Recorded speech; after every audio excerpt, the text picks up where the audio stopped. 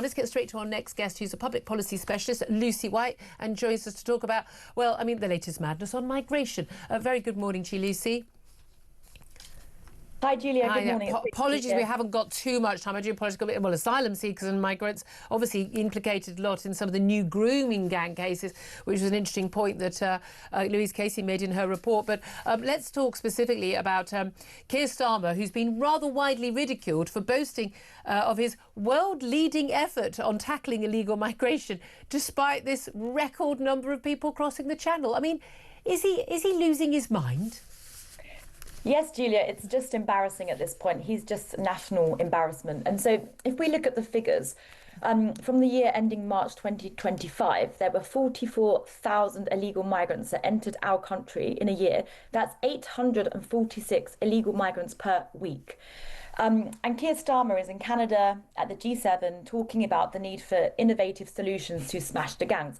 Well, I have a policy proposal for him, which is this. If you stop the incentives of illegal migrants to come to the UK in the first place, there will be no demand for them to cross the boat. And that's what the French have been saying for years as well. We're a soft touch. We offer, you get your house, and it turns out also you even get your free TV licence. According to reform, they've been carrying out this Doge-style sort of waste-buster thing at Kent County Council they've taken over. And they found that in 2022, now it's not a large sum of money, but, take care of the thousands and the millions will take care of themselves. In 2022, at least £1,000 was spent by Kent County Council paying small boat arrivals TV licences for them. They get free TV licences. I mean, this is mind-blowing. Yeah, it's almost like you couldn't make it up. So we just need to stop all their incentives so that they don't come here.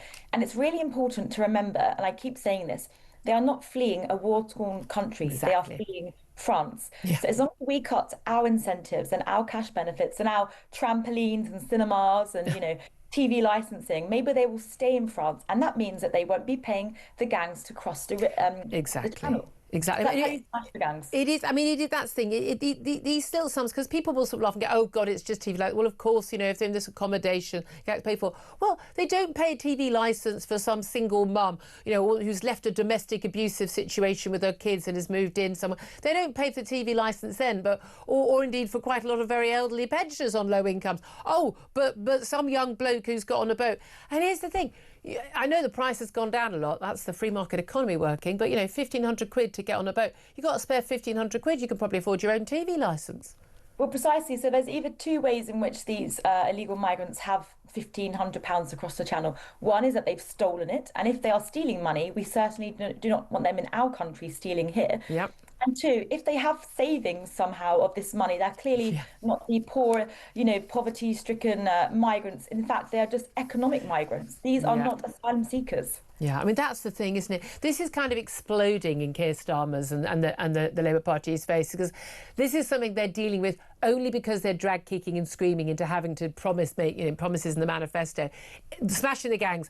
Not working very well. Funny that. Chatting to Emmanuel Macron and getting a deal with Brussels. Funnily enough, not working very well. And it's all come as a bit of a surprise to them that it's pretty hard. But at the end of the day, Tories didn't deal with this. Labour aren't dealing with it. I would wonder how Reform, if they were the next government, would actually be able to deal with it, frankly. Because we are talking about some fundamental changes we're going to have in place in our laws. Absolutely. Well, I believe that it's got to the time, and I genuinely do believe this. It's got to the stage where the British people have had enough.